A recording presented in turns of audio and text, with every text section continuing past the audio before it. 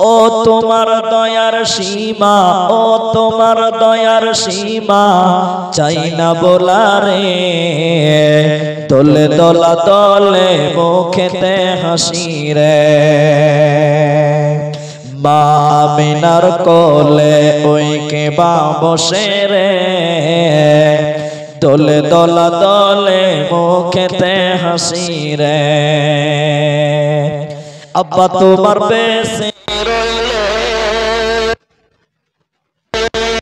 আদর করে দিতাম কোলে, পিতা তোমার বেশে আদর করে দিতাম কোলে। ও তোমার আবার কবর, ও তোমার আবার কবর সেথায় চাই না বলারে, দোলে দোলা দলে মুখেতে হাসি রে। মা আমিনার কোলে ওই কেবা বসে রে, দোলে দোলা দলে মুখেতে হাসি রে, দোলে দোলা দলে মুখেতে হাসি রে।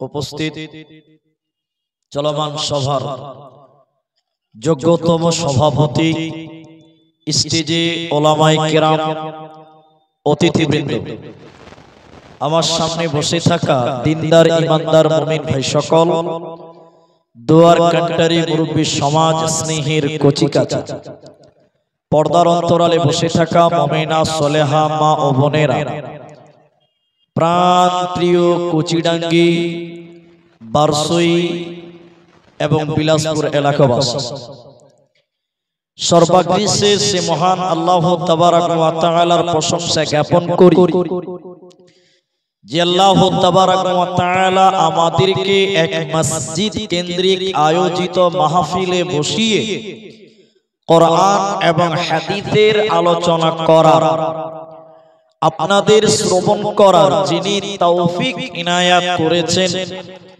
সেই মহান মনিবের দরবারে শুকরিয়া আদায় করি। আমরা সকলেই একবার বলি আলহামদুলিল্লাহ।